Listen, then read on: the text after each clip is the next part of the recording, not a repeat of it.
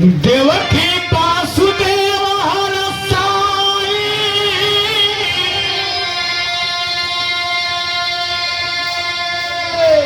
अरे रथिया हाके कंस कसाई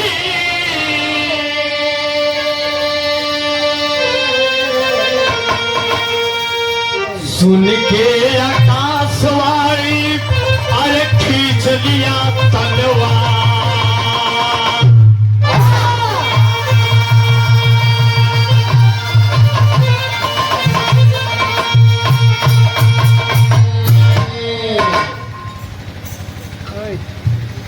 बात तो समय का भगवान श्री कृष्ण बाबा मथुरा के राजा उग्रसेन उनके लड़के का नाम कंस देवकी वासुदेव हरसाई अरथिया हाके कंस कसाई सुन के आकाशवाणी खींच लिया तलवार पिरहा में फेंकी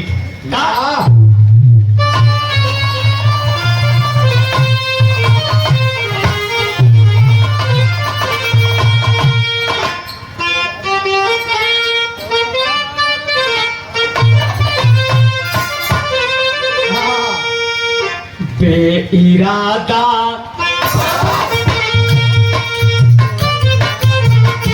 बेइरादे नजर में गई तो मुझसे दिल मेरा वो मांग बैठी नजर में गई तो मुझसे दिल मेरा वो मांग बैठी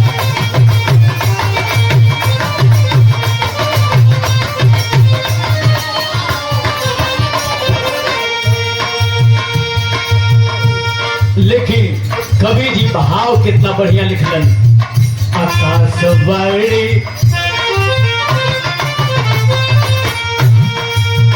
आकाशवाणी सुना जब कभी से तब कम रे से भय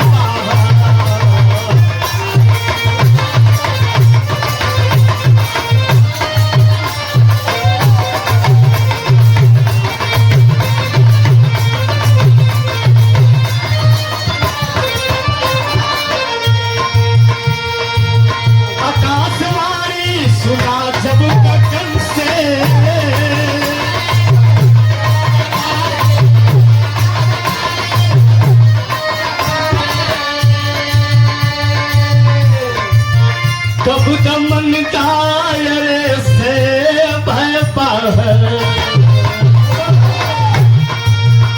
मरना चाहता है बहन को मरना चाहता है बहन को आखिर की कीमत समझ न पाया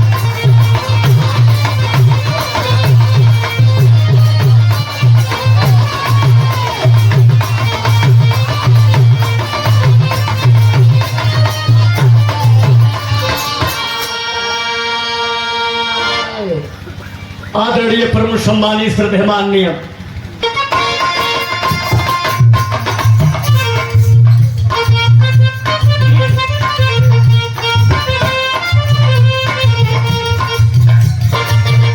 बात हो समय कर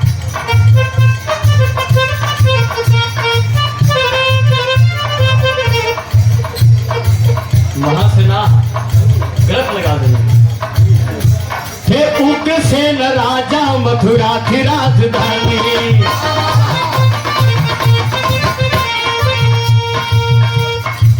और थोड़ा सा कहीं मिस्टेक हो जाला तो कलाकार बन जाला हे उग्रसेन राजा मथुरा की राजधानी सच्चे प्रजा के पालक महिपाल बड़े ज्ञानी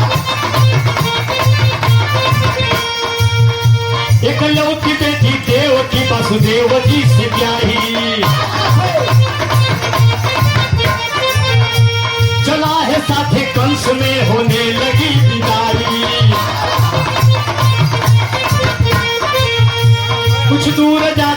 से सुनाया का सवारी, इसी बहन के आठवा है फूट तो के मारे।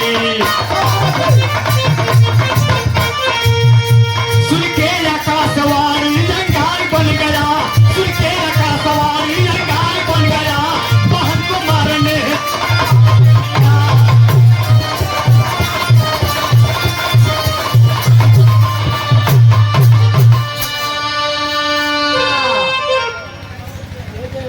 थे उग्रसेन राजा, मथुरा थी राजधानी, सच्चे प्रजा के पालक महिपाल बने ज्ञानी। मथुरा के राजा उग्रसेन का पुत्र कंस और राजा देवक लड़की पुत्री देवकी अर्थात कंस का चचेरी बहन। कंस अपने बहन से बहुत प्यार करता था। उग्रसेन राजा, भैया हेलो, उग्रसेन राजा अपने बिटिया देवकी का शादी वासुदेव जी से कह रहा। विदाई जब हो खेलागल तो कंस अपने बहन को बहुत मानता था। पिता से आदेश लिया कि पिताजी अपने बहन को स्वयं उसके घर तक मैं लेकर जाना चाहता हूं, आपका आदेश मिले। पिताजी ने कहा कि पूछने की बात है। बड़े ही धर्मात्मा और निरपेक्ष राजा थे उग्रसेन। कंस रथ पे स्वयं रथ चला करके बहन और बहनोई को बैठा करके नगर से कुछ दूर चला जाता है उनके घर छोड़ने के लिए। जाते जाते बादल उठा, चमक धड़क और आकाशवाणी हो गई। अरे कंस मूर्ख, जिस बहन को इतनी प्यार दुलार से उसके घर तू लेके जा रहा है, उसी बहन के आठवां पुत्र के द्वारा तू मारा जाएगा। अरे बाप रे बाप, रथिया के कंस रोक दहलस और रोक के म्यान से तलवार निकालस, वार कर चाहता तब बिरहा में गीत।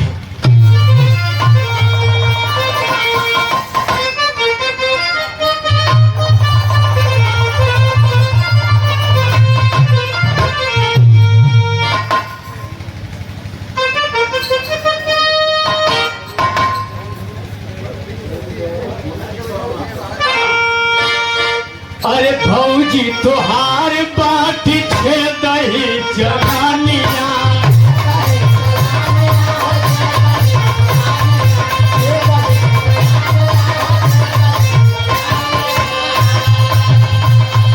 छातिया तपी जा करानी लागले, अरे छातिया तपी जा करानी लागले, भौजी महुआ का पानी तो जवानी लागले।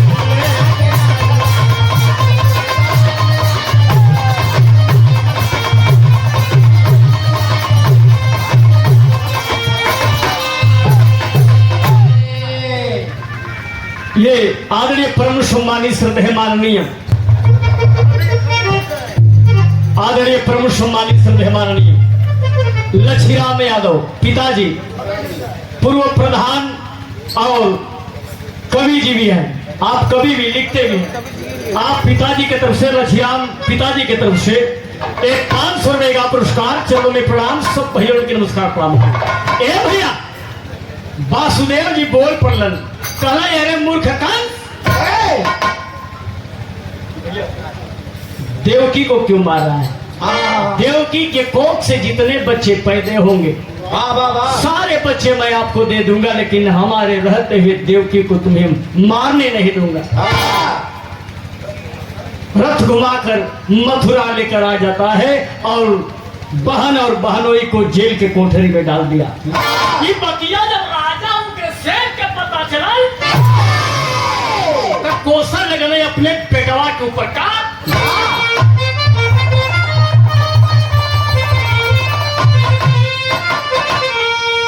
अरे बोले महिपाल अपने से दुनिया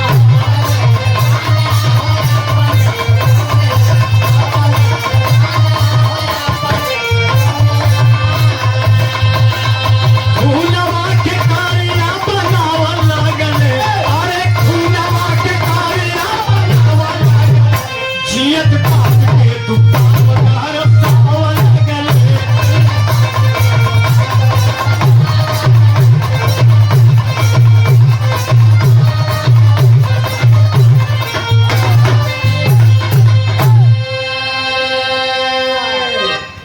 जियत बाप के तू पाप दर्शावे लगले।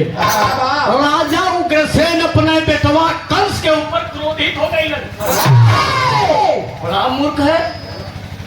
बहन और बहनोई को जेल के कोठरी में डाल दिया। खा चुप कर और बहुत चलल। सेना नायक भी था, सेनापति भी था मथुरा का। अरे गलत सुना, बहुत सुन लिया तुहार। आकाशवाणी पहला हमार प्राण चाहत हुआ कि ना? एकदम पगलाए। ए भैया एकदम बेचैन होकर के कंस कहाँ गई? बाणासुर अपने मित्र बाणासुर के पास। बाणासुर के पास जाके सारी बात को बताता है। कहा कि आकाशवाणी की बात को बताया। अरे मित्र मेरा दिल दिमाग काम ही नहीं कर रहा, कोई उपाय बता दे। बाणासुर कल सड़े है। बड़ा सस्ता उपाय है मित्र। का मेरा मित्र जरासंध। अरे जरासंध के लड़की से तू शादी कर ले। अब फौज की कुछ टुकड़ियां लगा दी जाएंगी साथ में और मथुरा में अपना राज स्थापित कर लेना। इशारा काफी है मित्र। ब्याह में गीत बाका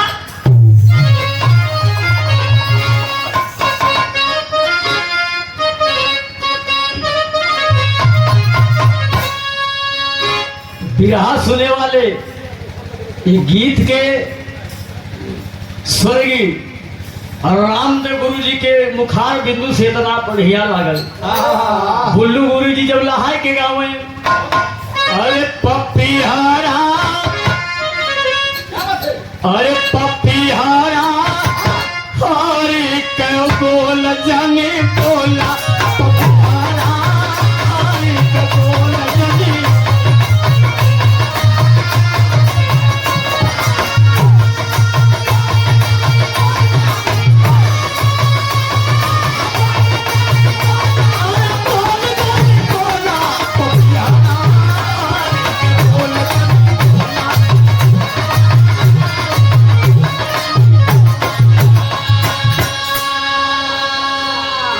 बाणासुर कहे लगल कंस से का घबरा। हमारी बात सुन पट्टे। मित्र हमारी बात सुनो। अरे आज मथुरा में, अरे आज मथुरा में, अरे फौजी आ जाए हमारे मथुरा में।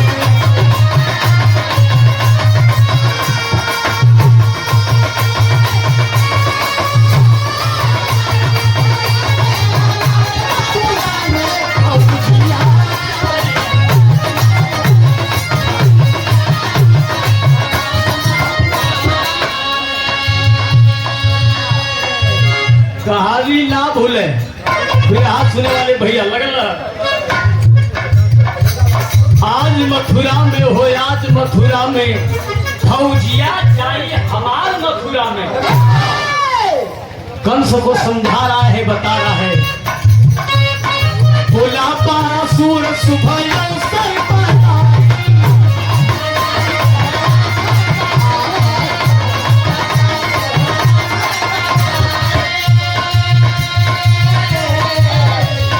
जरासंध के लड़की से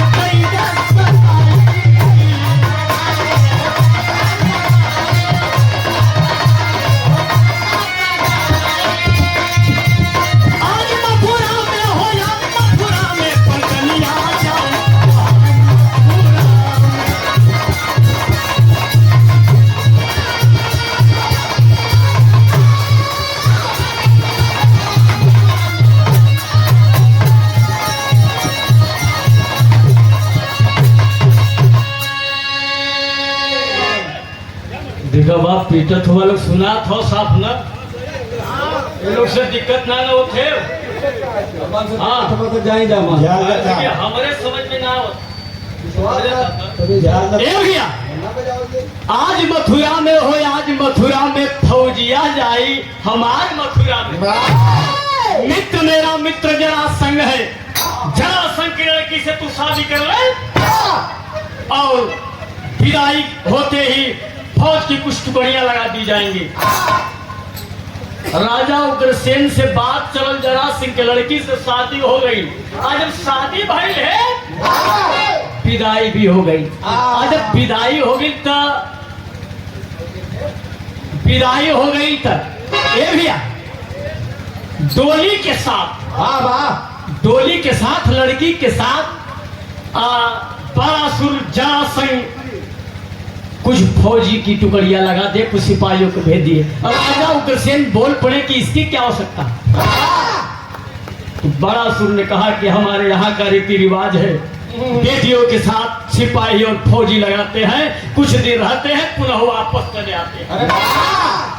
राजा स्वीकार कर लेगा उग्रसेन और लड़का कर लेके, लड़की के लेके आ गई मथुरा। अब पूरा फौज साथे आई बा, तो बिरहा में कहे के पड़े था,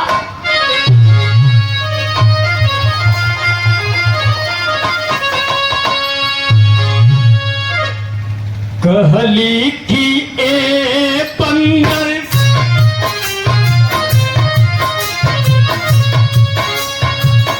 कहली की ए बंदर कूद जा जामुनावा में, कूद जा जामुनावा में, मन लाना बतिया मारने।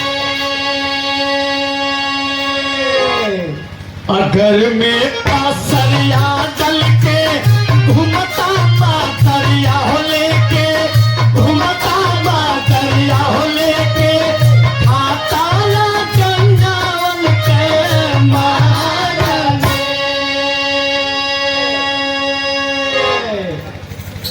गीत गीत शादी के बाद सैनिक मथुरा में रही गई, मथुरा में रही गई, सब ही गया घबरा।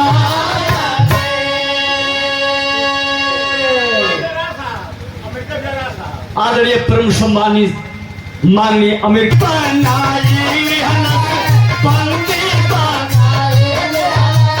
काल कोठरी में डाला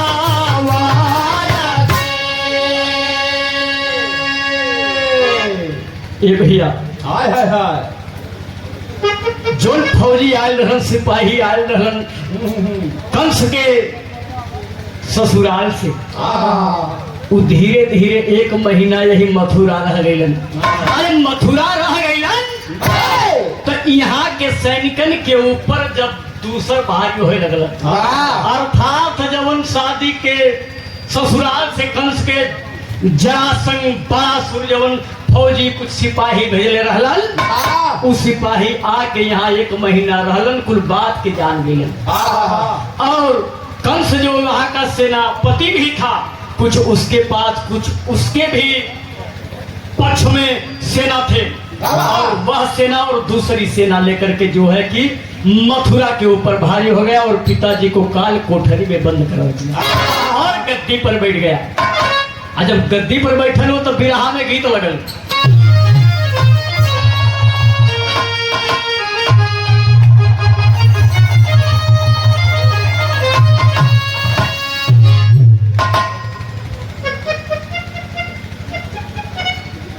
आदरणीय परम सम्मान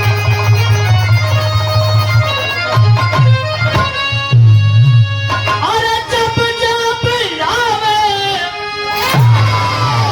अगला हज का महीनो,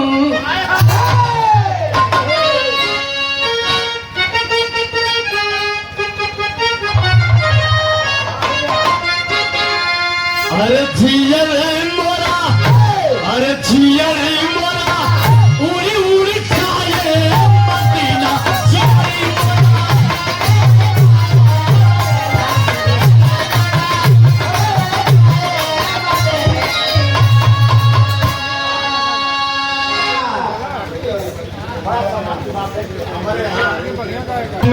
देवता अवतार होलन।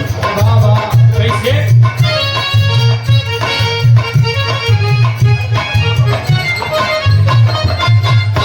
अरे जब जब धरती पाप बढ़ जाला उतर जाला दुनिया के रखवाला उतर जाला दुनिया।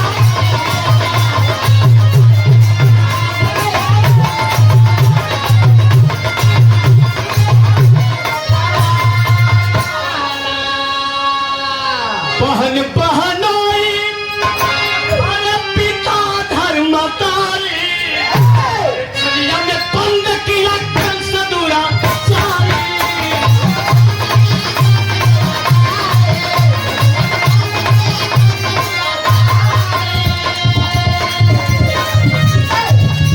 जब जब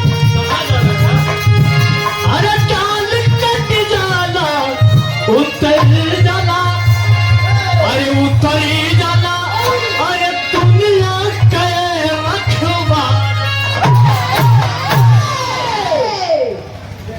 ये भैया जब जब ये धरती पर पाप अत्याचार बढ़ल तब तब कोनो न कोनो रूप में भगवान अवतार ले लेवन। वो कष्ट के वो पाप के दूर कैले हवन। बिरहा में गीत बा मास्टर अपन दिमाग न लगावा अपने दिमाग से चला।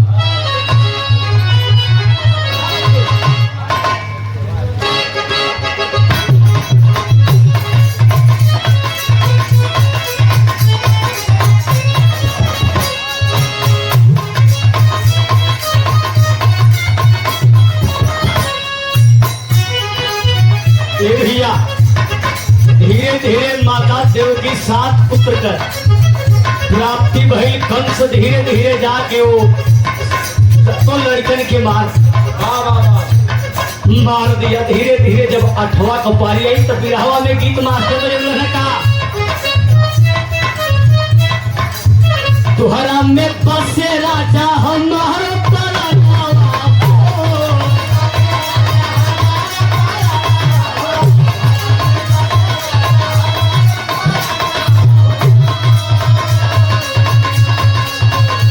न देखी बस तोहारा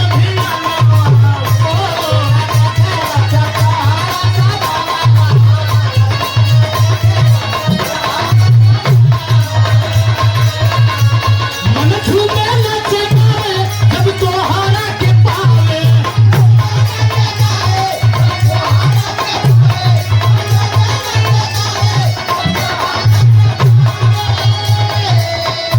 बया नीक लगे राजा तोरे संगवा हो। हम हई रानी जी के पतई तिरियावा हम हई राजा जी के पतई तिरियावा पिया हमार बनले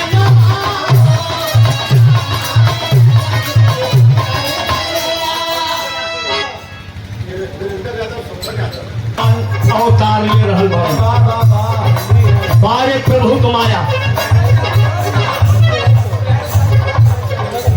ये समय 11:40 होता हो। अब 20 मिनट में भगवान के अवतार हो जाए। आज ही के दिन भगवान मुरली वाले कन्हैया द्वारिकाधीश वो जेल के कोठरी में देवकी माता के गर्भ से अवतार ले हैं।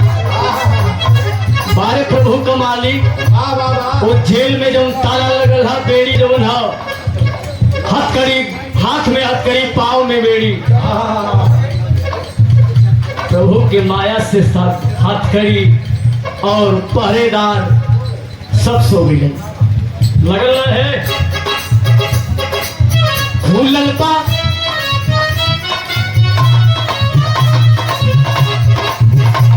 बा ताला खुल गई हथकड़िया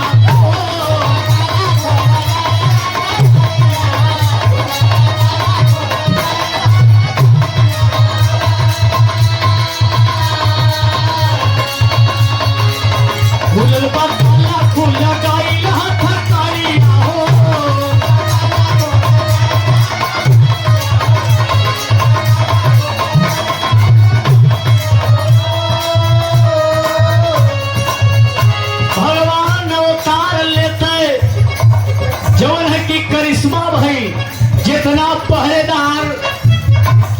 पहरा देत रहलन माता देवकी के और वासुदेव जी के ऊपर पहरा लगल रहे। सब के सब सो गए, बारे प्रभु की माया, बारे भगवान श्री कृष्ण, बारे दुनिया के मालिक। कहल गई बा कि जब जब धरती पर अत्याचार बढ़ेला कोनो न कोनो रूप में देवी देवता अवतार लेना। कैसे?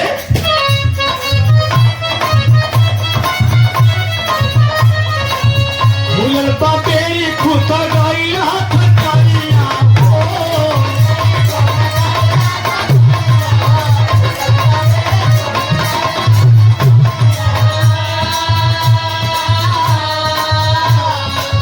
भूलल बाकाला खुल गई बसी करिया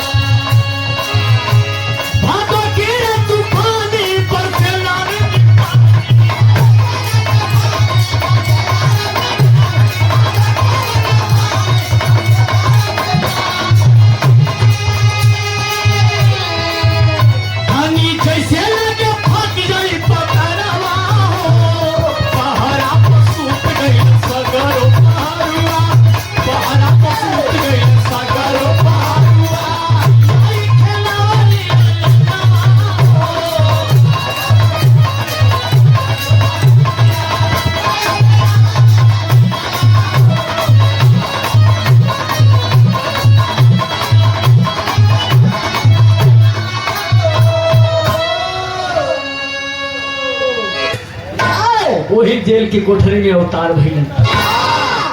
मैया देवकी के सपना देखौलन। देवकी माता जी अपने बेटवा भैया मुन्ना बाबू की तरफ से 100 रुपए का पुरस्कार, चरणों में प्रणाम, सबको हिरण की नमस्कार प्रणाम। माई देवकी लेके अपने बेटवा भगवान श्री कृष्ण के चूम रह रही। कैसे? वही में